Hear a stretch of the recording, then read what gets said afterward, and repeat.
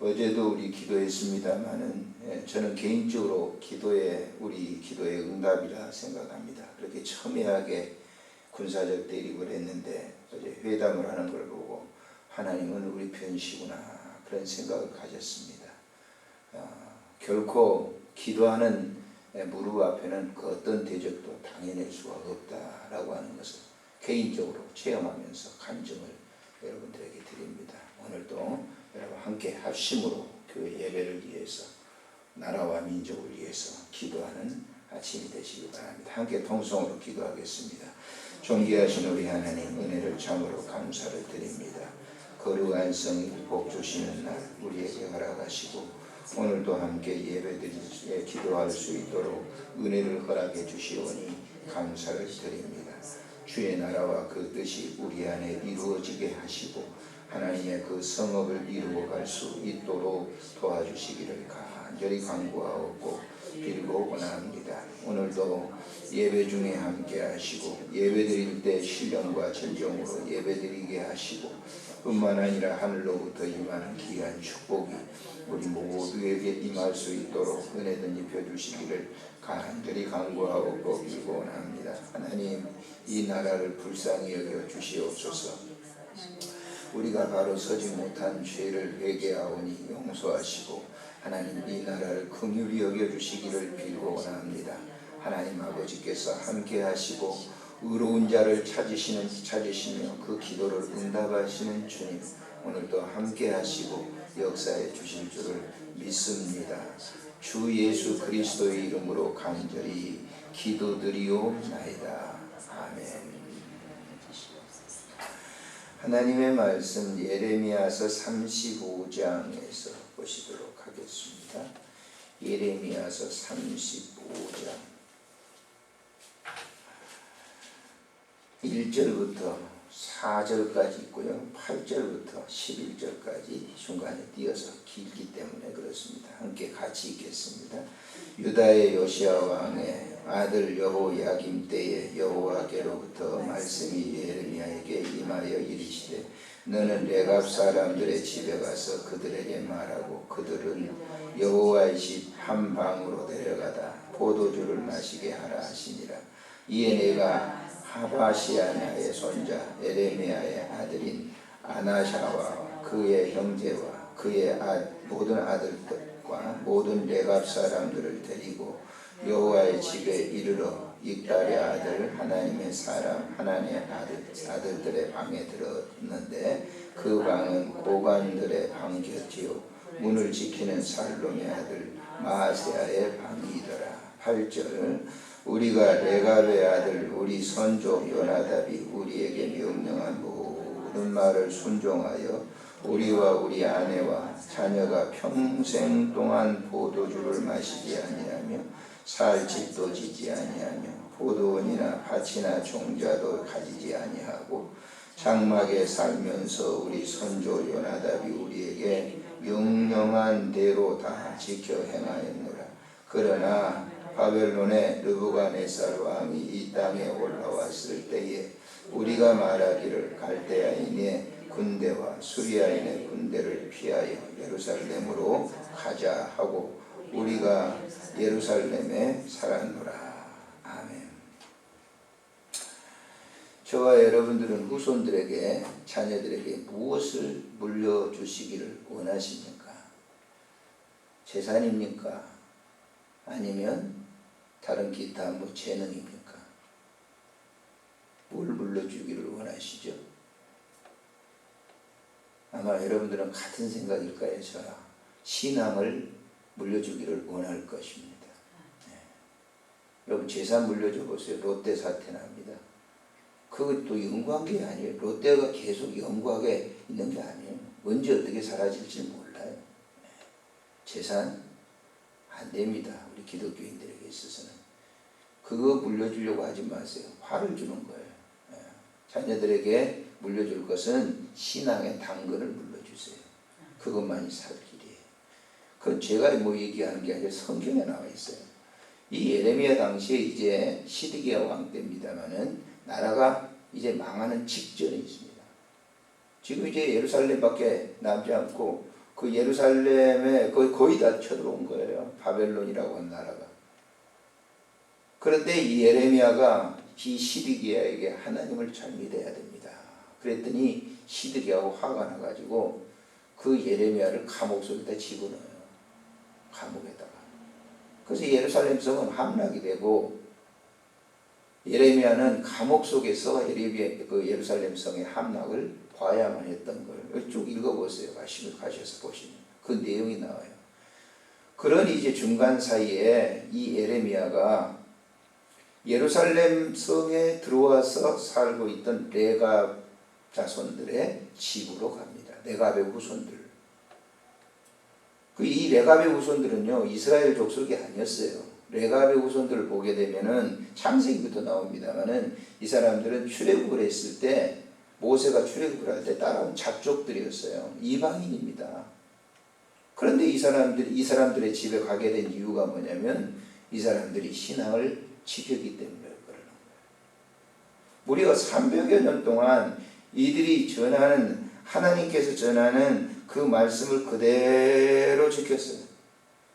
시대가 그러는데도 불구하고 이 사람들은 오지에서 가서 예루살렘이 들어오기 직전에 광야에서 생활을 하는데 오늘 읽어보세요. 여기 보시면 8절에 읽었지만은 자, 우리가 레갑의 아들 우리 선조 요나답이 우리에게 명령한 모든 말을, 요나답이라고 하는 건 레갑의 선조예요. 300년 전에 있었던 사람인데 모든 말을 순종하여 우리와 우리 아내와 자녀가 평생 동안 포도주를 마시지 아니하며 살 집도 지지 아니하며 포도원이나 밭이나 종자도 가지지 아니하고, 이 말은 뭐예요? 세속에다가 목적을 두지 않았다는 거예요. 장막에 살면서 우리 선조 요나답이 우리에게 명령한 대로 다 지켜 행했노라. 나라가 망하는데도 이 요납 족속들, 요납 후손들은 이 나답의 후손들은 지켜주고 있어요. 누가? 하나님이 지키시고 계시잖아요. 그래서 예레미야가 나라가 곧 이제 예루살렘이 망한 바벨론 쳐들어와서 다 망해가지고 시드기야가 눈이 뽑혀가지고 가는데 그 중간에 자기는 감옥에 들어가기 직전에 이 집을 방문하는 거예요. 이스라엘 족속이 아니라니까요. 이방 족속이었는데 그들이 복음을 듣고 하나님 말씀을 듣고 그대로 포도주 마시지 않냐고. 아시죠? 사사기 보시면은 사사들이 보세요. 삼손이 태어날 때 어떻게 했어요? 머리카락을 자르죠. 포도주와 독주를 마시지 않겠다 했던 것처럼 가지 아들은 마시지 않았어요. 근데 그의 아들 삼손은 반대로 행했죠. 결국 눈이 뽑혀가지고 마지막에 그가 힘을 씁니다마는, 자, 우리가 이제 믿음 생활할 때 소중한 것은 신앙을 물려주셔야 됩니다. 다른 거 물려주시면 안 돼요. 그거는. 추가라도 제가 목회 생활이 이렇게 얼마 되지 않습니다만은 후손들이 이제 이 임종 직전에 막 싸우는 걸 저는 여러 번 봤어요. 권사님 뭐 아시겠지? 서대문교회 잘 모르실 거예요. 그때 당시. 저는 그때 당시에 청년 때 염을 해봤어요. 제 친구 그 김태한 집사라고. 그때 당시에는 집사도 아니었죠. 그 아버지가 말이죠. 여름인데, 그때 당시 여름인데 이제 병들어 누워 있었거든요. 근데 거기 이제 이 여름이니까 막 욕창이 생기고 그러잖아요. 누가 안 가려고 그래요. 그러니까 이제 우리가 친하니까 가서 염을 해주고 그랬는데, 그때 생각을 하면 정말 아이고 참 어떻게 그렇게 했나 생각이 들어요. 그리고 그때 당시에 있었던 그런 얘기입니다만은, 신앙생활하는 그런 집안인데 제가 그때 이제 임종 가까워가지고 이제 그때 어떻게 방문을 했어요. 근데 이제 그때 당시에 아버지가 이제 아버지죠, 어머니죠, 여튼 되네요. 그 이제 임종이 되니까 이제 이불 밑에다가 자식들이 이제 돈을 준 거, 그때 이승만 대통령 그려진 돈 있잖아요. 그걸 갖다 이제 요 밑에다가 다 넣어둔 거예요. 준 거를. 그러니까 어디 나가지 못하고 이제 거기다 넣는 거죠. 자식들이 와가지고 말이야. 그때 옛날에 가야 되는데 막, 이제 아버지가 임종 가까운 거 막 대성 통과하고 그러더라고요. 근데 이제 아버지가 돌아가시고 난 다음에가 문제였어요. 영을 하려고 하는데 그 이불 밑에 있는 돈이 상당히 많이 쏟아진 거예요. 근데 참 묘하더라고요. 그 영을 하는 그런 하려고 하는데 돈이 쏟아지니까 자식들이 말이죠. 그거 가지고 싸워요. 그거 가지고. 그리고 노잣돈 넣어준다고, 그 불신자거든요. 노잣돈 넣어준다고 하면서 아버지가 모아놓은 동전 몇 개를 관 속에다 넣는 것을 제가 보았거든요. 그거예요, 사람들이. 그거. 돈에는 부모도 돌아가신 분도 보이지 않아. 엉엉 울다가도 돈에게는 아주 그 몇 행정가 말이죠. 얼마나 되겠어요, 이불 속에 있는 것.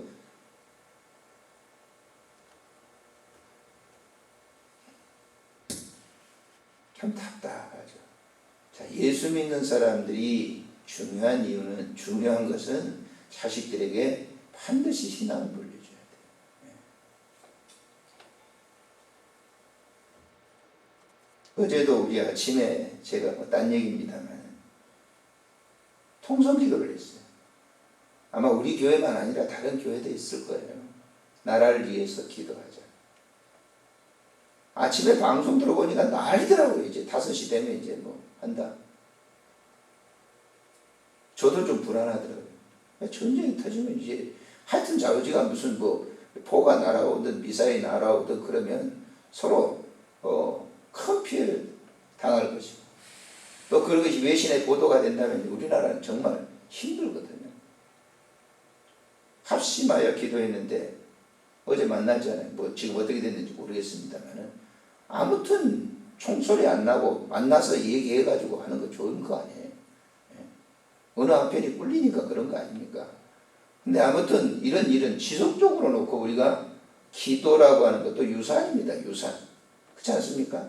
제가 그렇게 기도하는 것은 우리 선배 목사님들이 있었고 저를 지도했던 그런 분들이 계셨기 때문에 권사님이나 장로님이나 그래서 지금도 그분들을 제가 잊어버릴 수가 없어요. 제가 이렇게 목회하면서 기도한 거는 목사님들도 있지만은 권사님들이에요, 권사님들. 그래서 내가 권사님들을 소중하게 여기는 거예요. 제가 청년 때 권사님들에게 기도를 배웠거든요. 이름 안 읽어본다니까. 이소재 권사님, 김홍영 권사님 수도 없이 들었죠? 이소재. 평안도 분이었어요. 그래서 저는 그분과 기도를 이겨보려고 이 가을 같은 데는 괜찮거든요. 겨울 그 출 때 보통 9시 반까지 기도하지. 뭐 권사님이니까 일이 없잖아요. 자식들이 미국에 가서 다 성공해가지고 돈 보내주니까 그냥 그 성공돈 거기서 그냥 계속 기도만 하시는 거죠. 예. 이렇게 눈이 내린 날이든지 소용없어요. 80이 넘는 그분이 그렇게 와서 기도를 하는데 겨울에 한번 나도 이겨보자 하고 도저히 못 이겨. 무슨 기도가 그렇게 많으신지 말이죠. 계속 기도를 하시는 거예요. 은쟁반의 구슬이라고 하더니 정말 그래요. 무슨 기도를 하시는 거예요. 그래서 권사님 무슨 기도를 그렇게 오래까지 하실 수 있어요. 전사님 웃으시면서 그러는 거예요. 기도할 일 많죠. 저는 지금도 그분을 잊어버릴 수가 없어요. 그의 신앙의 유산입니다. 저는 그렇게 생각을 해요. 목회를 제가 마쳤다. 그럼 이제 이게 목회를 갖다가 이제 은퇴했다. 은퇴하면 기도 안 나요? 기도는 계속 될 거예요. 계속 기도. 눈 감을 때까지. 이게 어떤 유산인지. 저는 이 내갑의 후손들을 보면서 나는 목회를 하면서 하는 기간 동안 정말 믿음이 좋은 그런 분들을 저는 만났어요. 그렇기 때문에 지금까지 이 믿음을 변치 않고 목회로서 곁길 가본 일이 별로 없어요. 삐딱하게 나가가지고 아이고 목회 그만두고 뭐 그런 생각도 가져본 일이 없어요. 너는 다시 태어난 모델에 저는 역시 목사입니다. 그게 누가 준 거예요? 우리의 믿음의 선배들이 다 하늘나라 가셨던 분인데 그런 좋은 분들을 저는 만났어요. 그렇기 때문에 그런 청년 때 그렇게 제가 이제 서울에 올라와서 그 서대문 목회 있으면서 그런 좋은 분들을, 그 항해도 분들이 많거든요. 권사님 한 분은 말이죠. 그 만두국을 끓여주는데 나 만두를 처음 먹어봤거든요.